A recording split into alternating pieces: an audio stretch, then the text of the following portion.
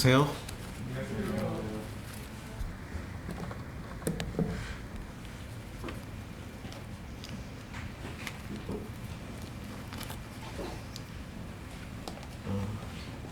오늘은 그리스도께서 사랑하신 교회 침례에 대해서 말씀을 드리겠습니다.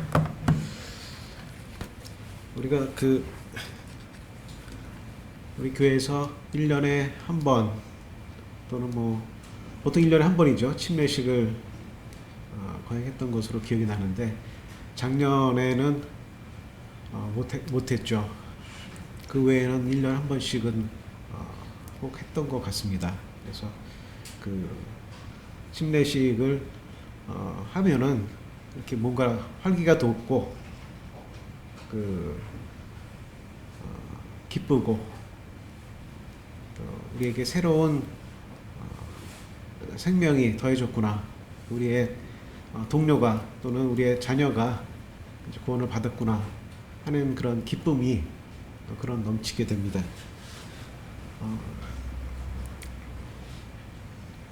침례라는 말이 제가 갖고 있는 이 성경에서는 보통 전에는 성경을 살 때 세례로 되어 있지 않습니까? 근데 이제 침례로 된 걸로 달라 그러면 침례로 된 걸 주더라고요. 그래서 침례로 된 성경을 받았는데 제 성경에는 다 이제 침례로 돼 있어요.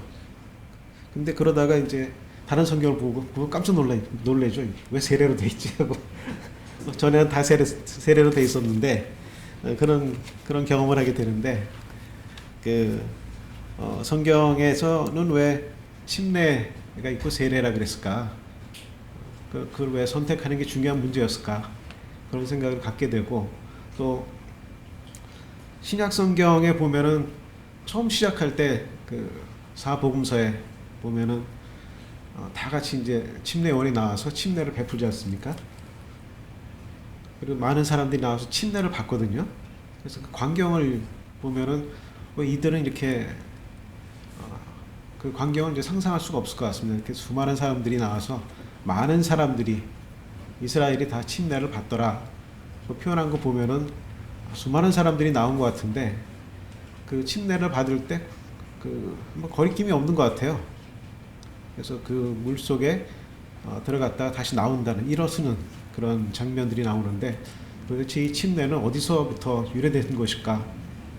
그렇게 이제 찾아보면은 그게 이렇게 뚜렷하게 제 마음을 이렇게 시원하게 주는 그런 게 없어요.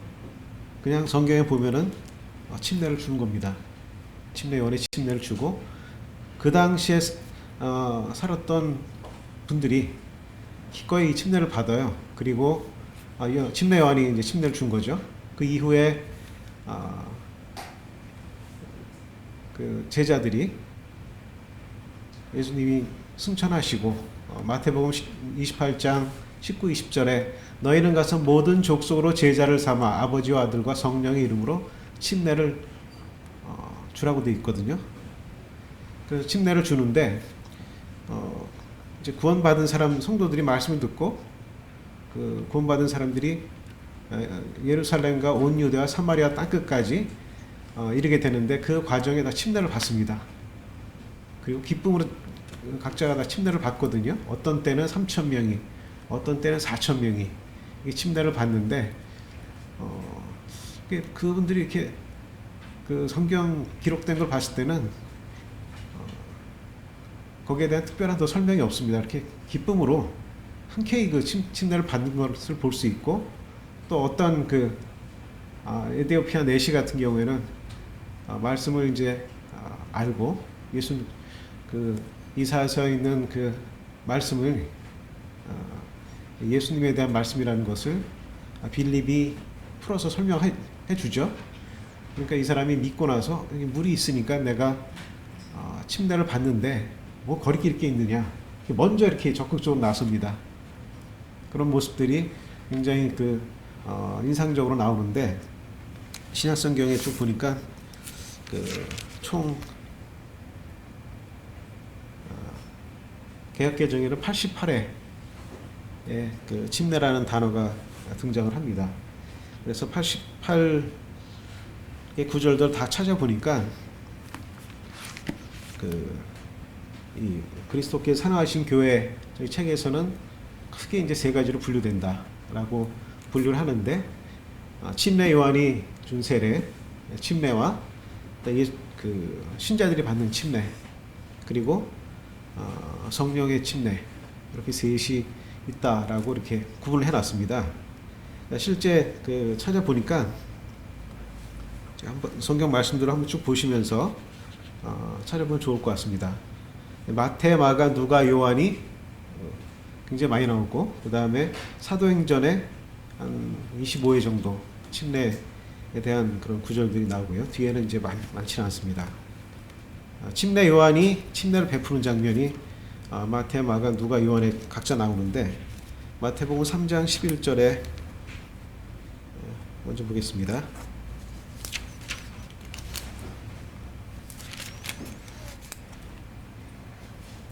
나는 너희로 회개하게 하기 위하여 물로 침례를 베풀거니와 내 뒤에 오시는 이는 나보다 능력이 많으시니 그는 성령과 불로 너에게 침례를 베푸실 것이요, 이렇게 되어 있죠. 그래서 회개하기 위하여 물로 침례를 베푼다라고 되어 있습니다. 마가복음 1장 4절에는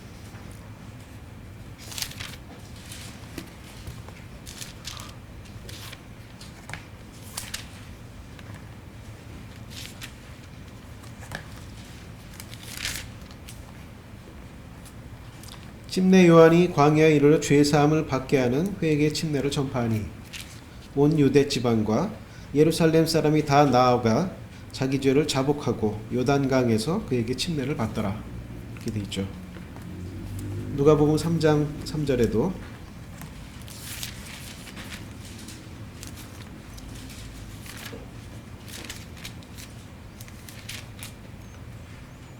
요한이 요단강 부근 각처에 와서 죄 사함을 받게 하는 회개의 세례를 전파하니, 이렇게 되어 있습니다. 요한복음 3장 23절에도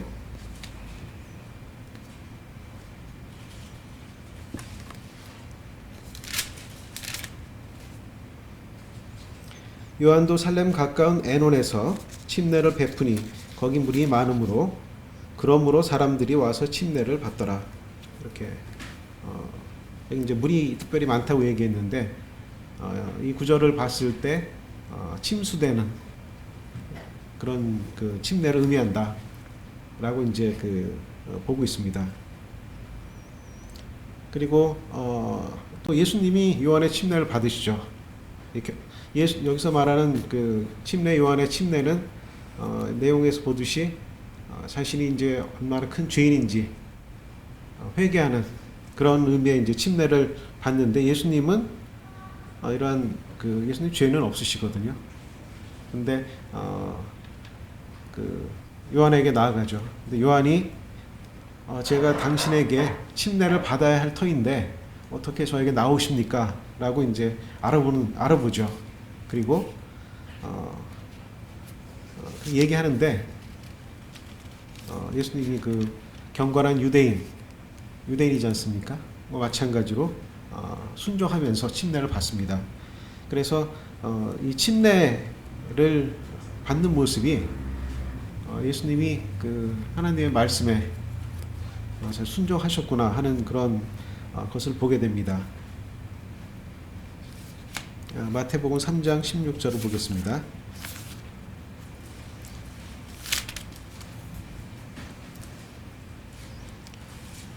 예수께서 침례를 받으시고 곧 물에서 올라오실새 하늘이 열리고 하나님의 성령이 비둘기 같이 내려 자기 위에 임하심을 보시더니 하늘로부터 소리가 있어 말씀하시되 이는 내 사랑하는 아들이요 내 기뻐하는 자라 하시니라, 이렇게 말씀하고 계십니다.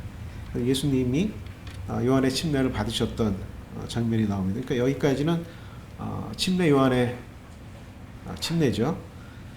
그 다음에 이제 사도행전에 보면은 신자들이 침례를 받는 장면이 나오는데, 제가 여러 구절들을 여기다 쭉 표시해 놨습니다. 믿는 자는 침례를 받죠. 사도행전 2장 41절에 보면은 그 말을 받은 사람들은 침례를 받음에 이날에 신도의 수가 3천이나 더하더라. 베드로가 여러 말로 확증하며 권하여 이르되 너희가 이 패역한 세대에서 구원을 받으라 이렇게 강권을 할 때 그날에 침례를 받은 사람이 이 말을 받은 거죠. 침례를 받습니다. 이분들이 왜 이렇게 침례를 받았을까? 그런 생각이 좀 드는데 예수를 첫 번째는 예수님이 명령을 하셨죠. 그 명령을 그대로 제자들이 지킨 겁니다. 구원받은 사람들, 그 사람들에게 침례를 베푼 거죠. 그리고 예수님과 함께 계실 때에도 제자들이 침례를 줬습니다. 그래서 성경에 보면은 초기에는 요한의 침례를 받는 사람이 있다가 시간이 지나면서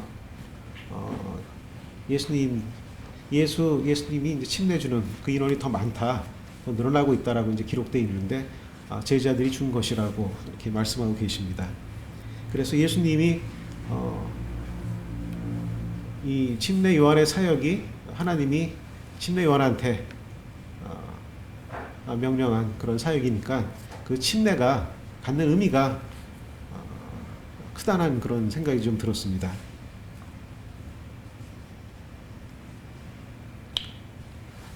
이렇게 이제 침례가 나오는데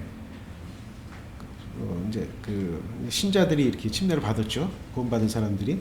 그리고 앞에 요한의 침례를 받았던 사람들이 이제 신자의 침례를 또 받습니다. 그러니까 기존에 이제 받은 거죠. 요한의 침례를 받은 사람들 중에 일부가 신자의 침례를 받는데 사도행전 19장 3절에 보시면은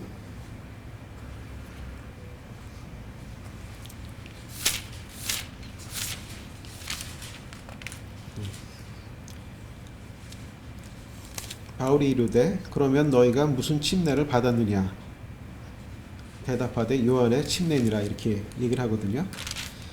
그 전에 이제 묻는 게 너희가 믿을 때 어떤 제자들을 만나죠. 어떤 제자들을 만나는데 너희가 믿을 때 성령을 받았느냐 이렇게 물어보니까 성령의 계심도 알지 못한다 이렇게 대답을 하죠. 그러니까 바울이 좀 더 이제 체크를 들어간 겁니다. 그래서 너희가 무슨 침례를 받았느냐, 요한의 침례를 받았다 이렇게 얘기를 하니까 바울이 이제 그 부분을 해석을 해주시죠. 요한이 회개 침례를 베풀며 백성에게 말하되 내 뒤에 오는 이를 믿으라 하지 않았냐. 그것을 위해서 너희들이 요한의 침례를 받은 것이다. 그리고 그분이 바로 예수님이시다라고 얘기하고 이 사람들이 이제 예수를 믿죠. 그리고 이제 침례를 받습니다. 그래서 요한의 침례를 받은 사람들이 이제 신자의 침례를 그런 이제 받는 장면이 나옵니다. 그래서 이 부분은 요한의 침례는 회개를 촉구하는 성별의 의미가 있습니다. 성별의 의미가 있고 그 길을 예수 그리스도의 길을 예비하는 그런 성격이 있는데 신자의 침례는 이 예수님을 믿은 사람이 침례를 받는 거예요. 그래서 그 차이점이 있습니다. 근데 이 요한의 침례를 믿었던 이분들은 다른 거를 믿고 있었던 거죠. 그러니까 그 다음에 여기 같이 침례라는 말이 나왔는데 사도행전 11장 16절에 사도행전 11장은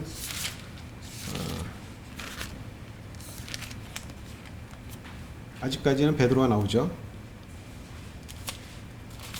11장 16절입니다.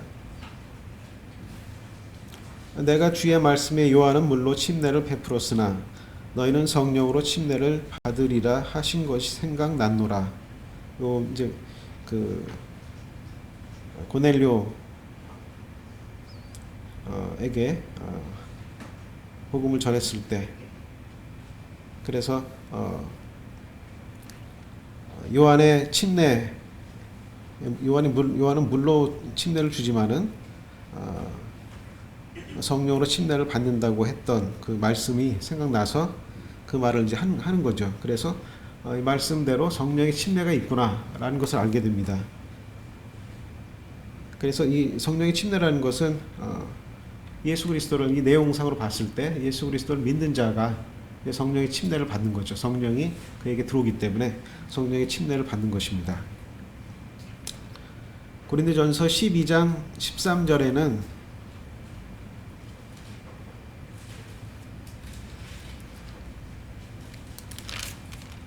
우리가 유대인이나 헬라인이나 종이나 자유인이나 다 한 성령으로 침례를 받아 한 몸이 되었고 또 다 한 성령을 마시게 하셨느니라.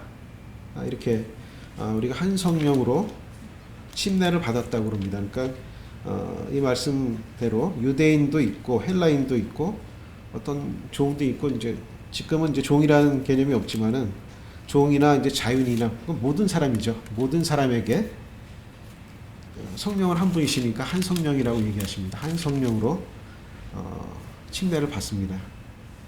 즉 우리가 믿을 때 성령께서 우리에게 들어오셔서 우리가 갖는 믿음을 유지하게 하시고 또 주님을 섬길 수 있게 우리가 가지는 신앙을 잘 섬길 수 있게 이끌어 주십니다. 그 부분을 한 성령을 마시게 하셨다라고 이렇게 표현을 해놨습니다. 그래서 한 몸이 되는 거죠, 우리가. 그래서 한 성령, 한 몸 이렇게 이제 말씀하고 있는데 이 부분이 이제 그 성령의 세례를 의미합니다. 그리고 고린도전서 10장 2절에는 모세에게 속하여 구름과 바다에서 침례를 받고 구름과 바다에서 세례를 받고 이렇게 표현되어 있는데 여기서는 여기서 말하는 이제 세례나 침례는 이제 신자의 어떤 그런 세례라든가 성령의 사례라든가 침례원의 세례를 의미하는 게 아니고 우리가 그리스도인의 그러니까 이 언어가 갖는 뜻이죠. 이 언어를 사용했을 때 이 언어가 우리에게 그리스도인의 신앙의 여정을 교훈으로 보여주기 위해서 그 언어를 사용했다고 보입니다. 이렇게 교훈적으로 주신 그런 표현이라고 보이고요. 에베소서 4장 5절에는 주도 한 분이시요 믿음도 하나요 침례도 하나요 이렇게 표현했는데 이것도 이제 마찬가지로 우리가 하나의 신앙 공동체이다. 우리가 이제 침례를 통해서 신앙 고백을 하니까 우리 우리가 주님을 고백하죠. 우리가 믿음도 고백하고 우리가 다 같은 믿음의 소유자라는 것 그런 측면에서 기록한 것으로 보입니다. 골로새서 2장 12절에도 침례가 나오는데 너희가 침례로 그리스도와 함께 장사되고 이렇게 이제 표현되어 있는데 이 말씀은 우리가 말하는 그 침례를 의미하는 거죠. 신자가 받는 침례를 의미합니다. 그래서 우리가 우리의 믿음에 하나님의 역사를 우리가 이 믿음을 가졌다라는 것을 이제 표현해주는 그런 구절입니다.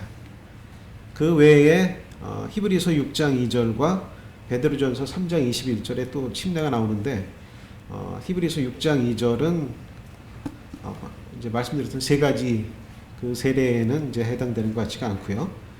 그리고 베드로전서 3장 21절을 문맥상으로 봤을 때도 이것은 신자의 그 침례라든가 요한의 침례 요한이라든가 성령의 침례 이 셋을 이제 포함하는 것 같지가 않습니다. 이것은 이제 이 문맥상으로 봤을 때 다른 어떤 상징적인 형태로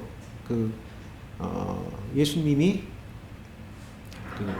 이 앞절에 나온 거는 베드로전서 3장 20절에 나오는 것은 노아의 그 많은 물이 있고 노아의 방주에서 몇 사람이 살아남은 것을 얘기를 하고 있죠. 그래서 그래서 예수님께서 그러한 진노의 그 심판 속에서 예수님께서 죽으시고 또 부활하셨던 그런 모습을 구원하는 표니 이렇게 이제 상징적이고 또 예표적인 그런 의미로 사용된 것으로 보입니다. 그래서 이제 전체 침례라는 단어가 나오는 신약 성경을 다 살펴봤는데 어떤 것은 문맥을 따라서 본다 그러지 않습니까? 문맥을 따라 봤을 때 지금 여기 이제 그리스도께 사랑하신 교회에서 요한의 침례, 신자의 침례, 성령의 침례라고 한 부분과 약간 거리가 먼 그런 내용도 있음을 보시면 되겠습니다. 요한의 침례는 크게 이제 요한의 침례, 신자의 침례, 성령의 침례 이렇게 나눌 수 있는데 요한의 침례는 방금 말씀드린 대로 이스라엘 민족들이 죄 사함을 받게 하는 회개의 침례를 줬죠. 요한이 그 일을 한 것입니다. 그리고 그것은 예수 그리스도를 믿게 하는 밭을 간다 그러죠. 광야의 길을 예비하는 그런 역할을 했습니다. 그리고 예수님을 믿는 이렇게 예수님을 믿는 사람들이 그래서 로마서 6장 3절과 4절을 예를 들었는데 그리스도 예수와 합하여 죽은 우리가 함께 장사되고 또 새 생명 가운데 부활하는 것이 아니냐. 신자가 받는 침례를 로마서 6장 3절과 4절에서 설명을 해주고 있는데 그 말씀대로 우리들이 받은 그 침례를 의미하는 겁니다. 그것은 죽음, 예수님과 함께 죽는 것이고 같이 장사되는 것이고 예수께서 물 가운데 일었을 때 우리가 새 생명 가운데 사는 것을 보여주고 있습니다.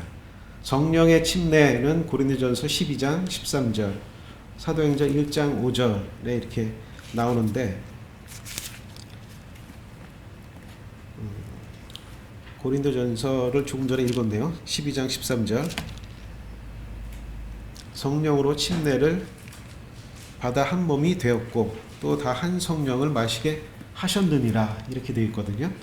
그래서 성령의 침례는 성령으로 침례를 받아 이렇게 표현되어 있는데 우리가 다 성령으로 침례를 받은 거죠. 그래서 우리가 이제 성령의 교통하심과 라는 이제 표현을 쓰고 또 감동을 같이 어떤 형제든지 자매든지 교제를 할 때 그 감동이 같이 공유되는 것을 이렇게 보게 됩니다. 그래서 한 성령으로 또 한 몸이 됐다는 것을 알게 되는데 그것을 이제 의미하는 것입니다. 그럼 이 세 가지에 대한 어떤 차이점이 무엇인가? 근데 세 가지 차이점은 제가 말씀드리는 동안에 이미 얘기를 한 것 같긴 한데 요한의 침례는 회개의 목적을 가지고 있고 물로 침례를 줍니다. 보면 이제 회개하지 않은 바리새인들과 그 지도자들이 있는데 그 책망을 받았죠. 너희가 하나님의 뜻을 저버릴 수가 있느냐 이렇게 지명을 받았습니다. 그러니까 요한의 침례가 하나님의 뜻이라는 것을 알 수 있게 되고요. 예수님의 요한의 침례하고 대비돼서 예수님의 이제 침례가 이제 좀 보이는데, 예수님 나는 물론 이제 침례를 주지만은 그는 불과 성령으로 침례를 주리라 이렇게 이제 그 침례 요한이 말을 할 때 여기서 불이라는 것은 그 심판을 의미하고요. 성령은 우리가 받은 구원 그런 이제 의미하는 것을 보게 됩니다. 성령의 침례는 그 앞에 있는 요한의 침례나 신자의 침례는 뒤에 또 별도로 이제 다루긴 하는데 그 침례와는 다르다는 것을 이제 보게 되는데, 성령의 침례는 그리스도와의 연합, 주님을 믿고 따를 수 있도록 내주하시고 역사하시는 성령의 감동을 주시는 그것을 이제 의미합니다. 이 성령의 침례에 대해서는 여러 가지 이제 의견들이 또 분분히 있는데, 제가 이 책을 한번 읽어봤는데, 이제 이분은 마틴 로이드 존스라는 분인데, 이분이 이제 로마서 강의가 유명하더라고요. 근데 이 성령 세례에 대해서 글을 썼습니다. 그래서 이분이 보는 것은 성령 세례를, 이분은 이제 장로교시니까 성령 세례라는 말을 썼더라고요. 그래서 우리는 구원받을 때 이 성령의 침례를 받는다라고 믿고 있고, 그런데 이제 이분이 이제 그 생각이 아닌 거예요. 그래서 뭐냐면은 성령의 침례를 받는데 그것은 받는다. 그 다음에 이제 우리는 이제 성령의 침례를 받고 그 다음에 성령의 감동하심이 있거든요. 근데 이분은 거기에 더해서 두 가지를 더했어요. 그게 뭐냐면은 그건 이제 기본이고 그것에 더해서 우리가 감당할 수 없는 어떤 성령의 역사가 있다.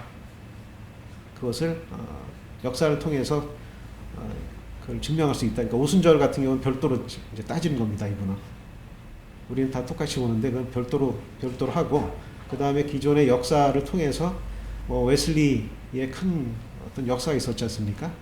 그다음 무디의 어떤 복음전도 역사 그거는 별도의 성령께서 강하게 역사하신 것이다. 그리고 그때 그게 이제 세 번째가 되는 거죠. 그다음 또 하나는 그걸 통해서 감동이 퍼져나가는데 그게 네 번째 종류가 되는 겁니다. 이렇게 성령의 세례를 네 개 지금 말씀드린 하나 더 있어요. 근데 그걸 제가 기억을 못 하겠네요. 5가지가 있다라고 이제 이분이 얘기를 하시는데 자세한 내용을 쭉 보니까 그 제가 이제 지식이 좀 부족해서 그 이분이 열심히 설명하셨는데 무슨 얘기인지 잘 모르겠어요. 그래서 여기서 제가 다 읽었습니다. 다 읽었는데 여기서 이해되는 것은 제가 방금 얘기했던 이 저자가 아니라 이 역자가 서문에 써 있는 얘기 제가 말씀드렸어요. 그것만 제가 이해해가지고 그렇게 말씀드린 거예요. 나머지는 제가 이해를 못했어요. 그래서 한편 그런 생각이 들더라고요. 이분이 글을 잘못 쓴 거 아닌가, 모르고 지금 쓴 거 아닌가. 그래서 이 성령의 세례에 대해 이분이 잘 혼동이 되기 때문에 잘 정리가 안 됐어요. 보니까. 그래서 그 부분을 제대로 파악하지 못한 게 아닌가 하는 그런 생각도 좀 들었습니다. 신자의 침례에 대해서는 성도의 침례 받은 그런 사람이 없다라고 그리스도께 사랑하신 교회 있는데 이 구절들을 저희가 한두 구절을 제가 찾아보겠습니다. 사도행전 2장 41절.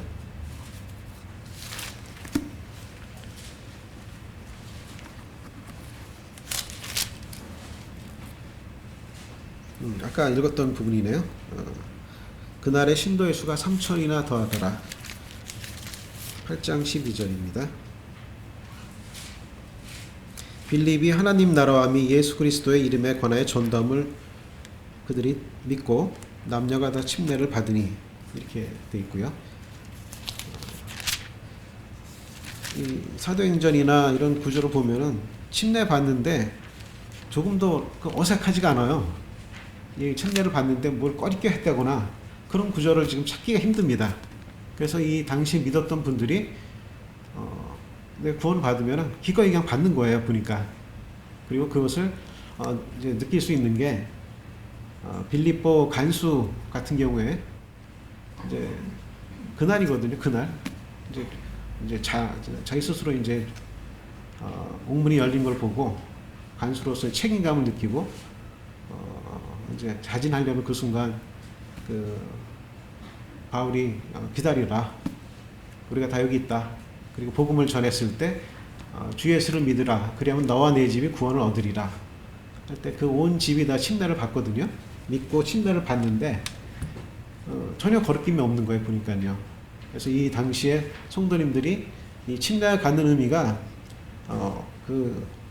어떻게 그게 유래됐는지는 정확히 모르겠지만은 그 신약 성경에서 말씀하시는 것은 침례 요한부터입니다. 그냥 침례 요한이 이것은 하나님의 뜻으로 전달한 겁니다.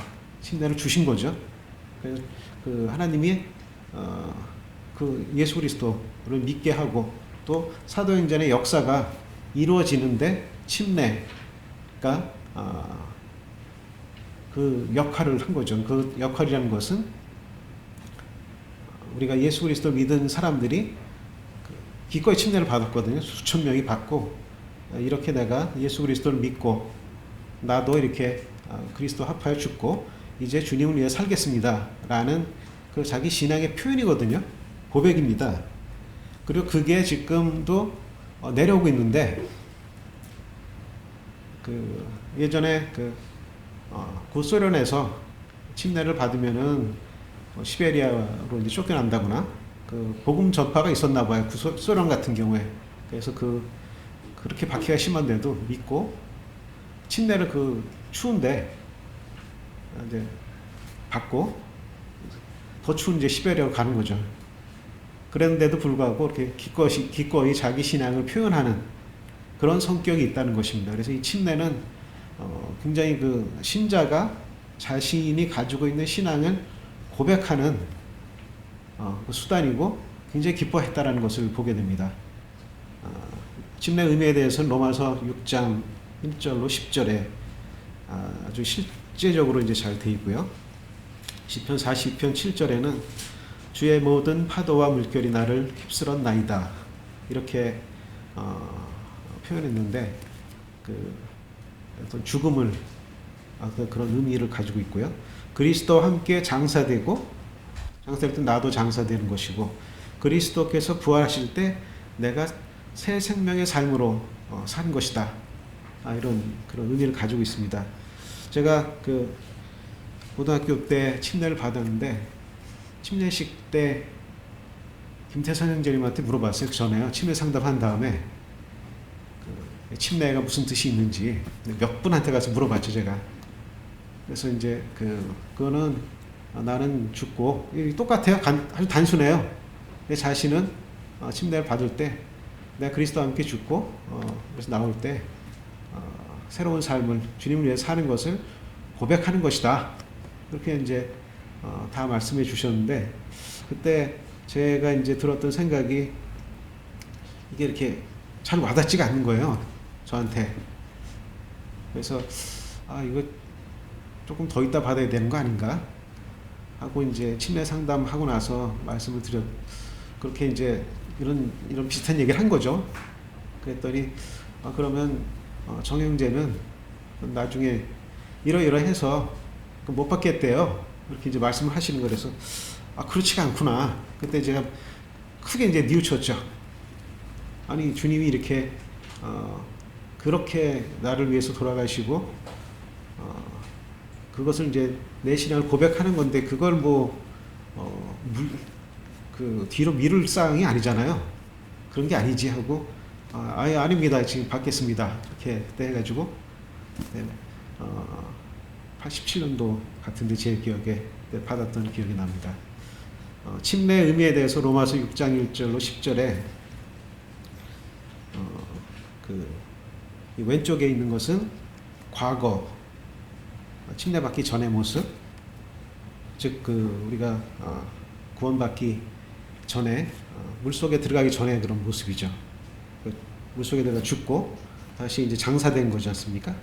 다시 이제 부활하는 그런 모습을 보게 되는데 로마서 6장 1절로 보시겠습니다.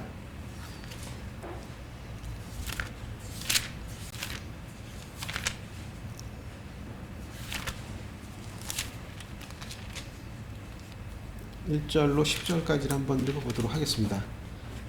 같이 한번 읽어보겠습니다. 시작. 그런즉 우리가 무슨 말 하리요? 은혜를 더하게 하려고 죄와 교하겠느냐? 그럴 수 없느니라. 죄에 대하여 죽은 우리가 어찌 그 가운데 더 살리요? 무릇 그리스도 예수와 합하여 침례를 받은 우리는 그의 죽으심과 합하여 침례를 받은 줄을 알지 못하느냐? 그러므로 우리가 그의 죽으심과 합하여 침례를 받음으로 그와 함께 장사되었으니 이는 아버지의 영광으로 말미암아 그리스도를 죽은 자 가운데서 살리심과 우리로 또한 새 생명 가운데서 행하게 하려 함이라. 만일 우리가 그의 죽으심과 같은 모양으로 연합한 자가 되었으면 또한 그의 부활과 같은 모양으로 연합한 자도 되리라. 우리가 알거니와 우리의 옛사람이 예수와 함께 십자가에 못 박힌 것은 죄의 몸이 죽어 다시는 우리가 죄의 종 노릇하지 아니하려 함이니 이는 죽은 자가 죄에서 벗어나 의롭다 하심을 얻었음이라.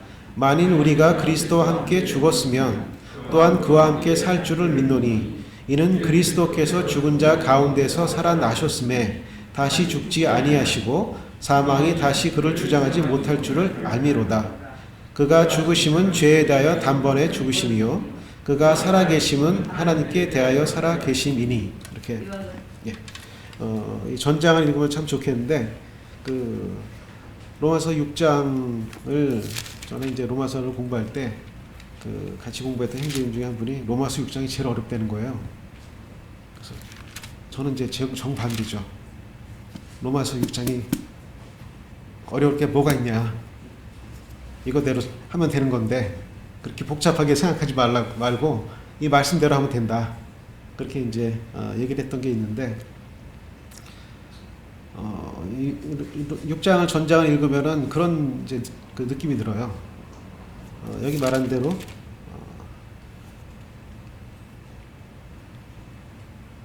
그의 죽으심과 합하여 이제 호소하는 거죠. 은혜를 더하게 하려고 죄에 거하겠느냐? 또 침례를 받은 줄을 알지 못하느냐? 이렇게 얘기하고 있죠. 그리고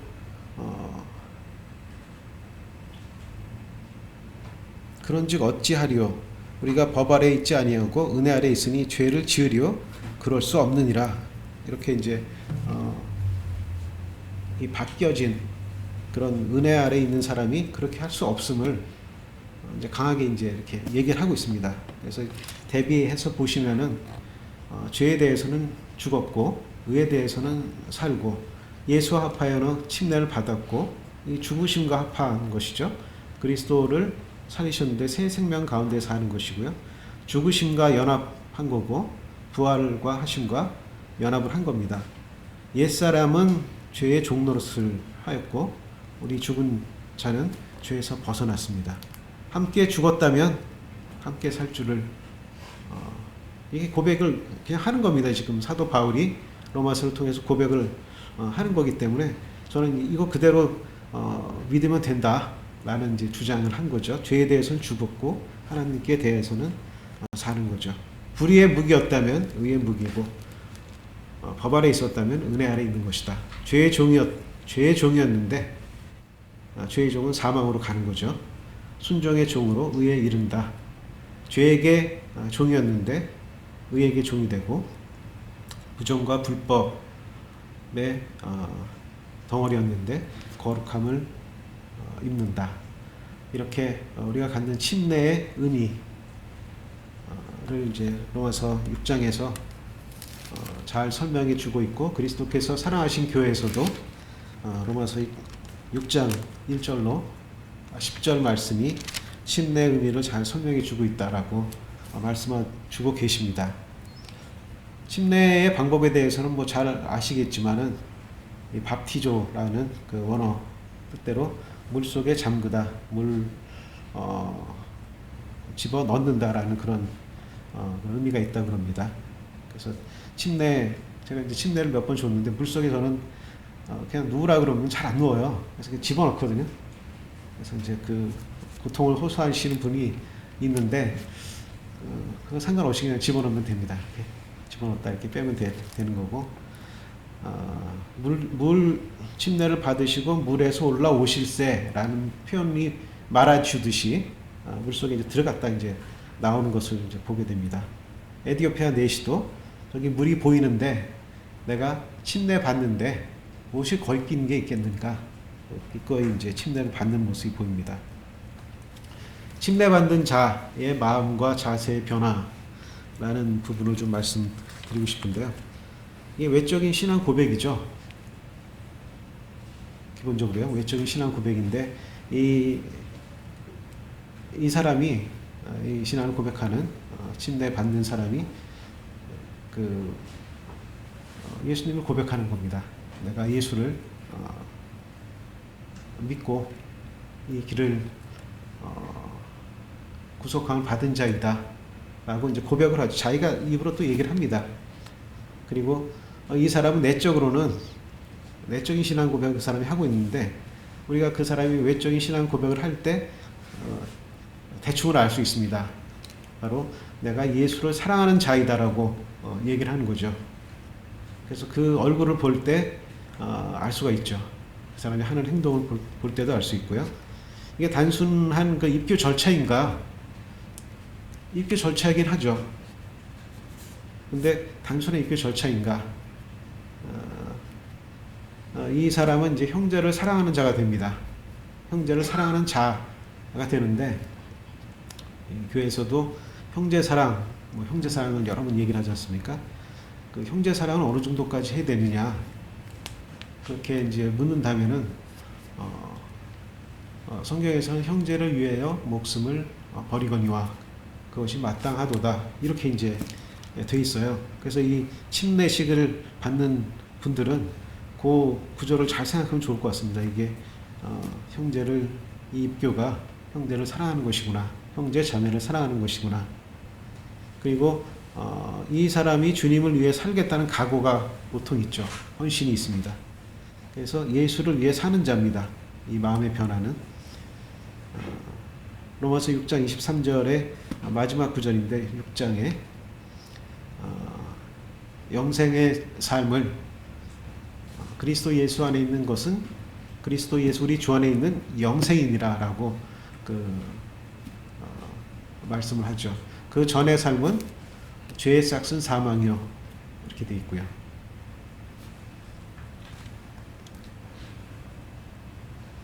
그래서 이 침례 받는 자의 마음의 자세를 보면은, 또 변화를 우리가 관찰하실 수 있다면, 그것을 통해서 우리가 한 성령으로, 한 몸으로, 한 침례로 하나가 된다는 것을 보게 되고, 우리의 그 영적인 교제에 하나로, 멤버로 들어온다는 것을 경험하게 됩니다. 예식의 집행에 대해서는 성도가 침례를 베풀 수 있습니다. 여러 형제님들이 그 침례를 꼭 장로가 아니더라도 침례 베푸는 것을 많이 보게 되고, 형제님들한테 이렇게 권하죠. 그럼 형제님들이 아유 제가 어떻게 그 침례를 줄 수 있겠습니까? 이렇게 사양을 하셔요. 그럼 이제 더 보내가지고 누구나 다 형제님들이 할 수 있으니까 하시라고 그렇게 이제 얘기를 합니다. 아버지, 하나님 아버지와 우리 주 예수 그리스도와 성령의 이름으로 침례를 우리가 베풉니다. 이제 마지막 장인데, 그 침례가 이렇게 단순한데, 그 역사를 보면은 이게 굉장히 단순치가 않더라고요. 그래서 이 침례 때문에 교파가 나눠지고 또 많은 사람이 죽어요. 알 수 있는 게 제세례파 또는 제침례파라는 그런 외부에서 이름 붙여준 거겠죠. 그래서 침례를 이제 한 번 더 받았다라는 의미를 갖고 있습니다. 이분들이 뭐냐면은 그 16세기나 15세기로 올라가서, 그 당시에는 그 카톨릭이 구교밖에 없는 거죠. 구교에서 신교가 조금 이제 나오는 시기입니다. 이런 시기인데, 그 이제 제세례파에 되신 분들이 구교의, 그러니까 카톨릭의 세례는 유아 세례도 있고 세례가 있지 않습니까? 근데 그것은 개인이 자신의 신앙을 개인이 받는 게 아니라 카톨릭인에 주는 거거든요. 그래서 그거는 나의 그 신앙 고백에 의해서, 지금 우리가 침례를 배웠다시피 자신의 신앙 고백이지 않습니까? 예수님을 만났던, 그리고 내가 이렇게 해서 주님이, 근데 그게 없이 이제 받았던 그런 기존의 세례, 카톨릭 세례는 성경에서 말하는 게 아니다 라고 다시 침례를 받습니다. 그런 분들이 있으셨겠죠. 근데 이분들이 이제 많은 박해를 받죠. 그래서 그 박해 정도는 사느냐 죽느냐입니다. 그래서 많은 분들이 여기서 죽는데, 그 이유는 카톨릭이 에게만 구원이 있는데, 그런 침례를 받는다는 것은, 그것은 사단이 하는 것이다 라고, 이제 이단이다 라고, 마귀적인 것이다 라고 이제 공격을 받고 많은 사람이 죽습니다.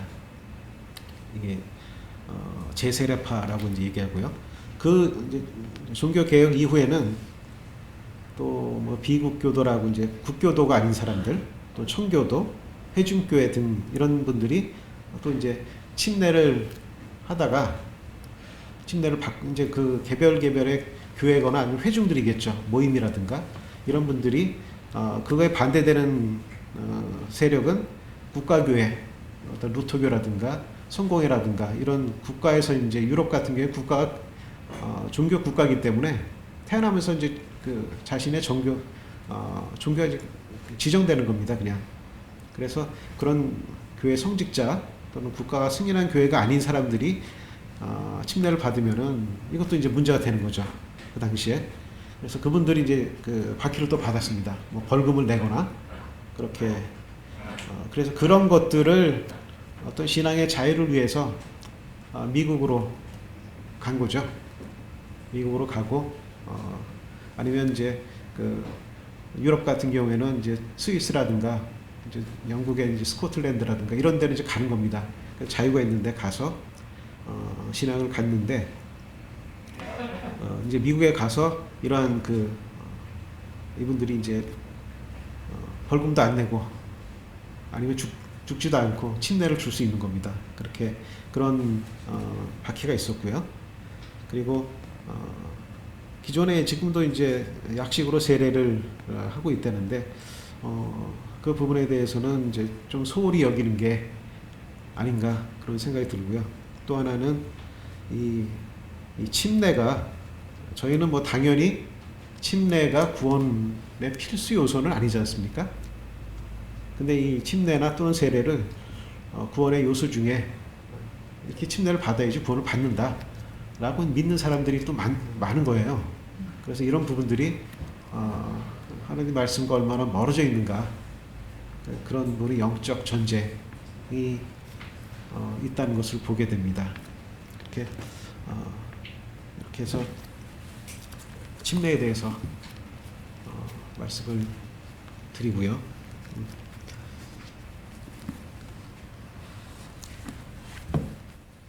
침례 받는 신약성경에서 봤을 때